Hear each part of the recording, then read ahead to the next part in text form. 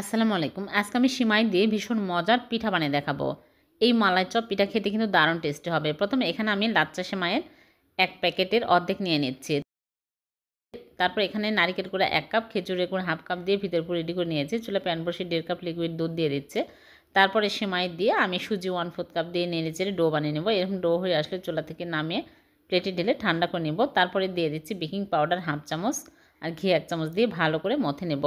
তারপরে আমি এইরকম করে অল্প অল্প করে নিয়ে আমি বাটির মতো বানিয়ে ভিতরে পুর দিয়ে দেব। দিয়ে মুখটা ভালো করে আটকে এরকম একটু চ্যাপটা করে নেব। সবগুলো বানিয়ে নিয়েছে। এখন এগুলো আমি গরম তেলের মধ্যে একটা একটা করে দিয়ে উল্টিয়ে পাল্টে ভেজে নেব। হালকা করে ভেজে নিতে হবে, কড়া করে ভাজা যাবে না। যখন এরকম সুন্দর কালার হবে তখনই তুলে নিচ্ছি।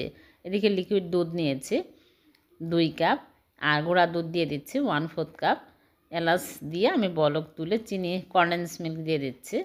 চিনিও দিতে পারবেন। তারপরে চুলা থেকে নামিয়ে আমি পিঠাগুলো দিয়ে ঢেকে রাখবো 2 ঘন্টা পর পিঠাগুলো সার্ভ করে আপনাদেরকে দেখাচ্ছি। হয়ে গেল ভীষণ সুস্বাদু সিমাইয়ের মালাই চপ পিঠা। ভালো লাগলে লাইক কমেন্ট শেয়ার করে দেবেন। আল্লাহ হাফেজ।